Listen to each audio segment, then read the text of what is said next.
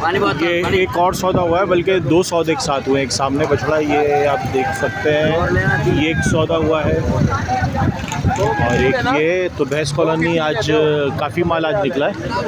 तो तकरीबन 6 बजे के बाद से ये शुरू हुआ है और अभी भी लोगों का काफ़ी रश है।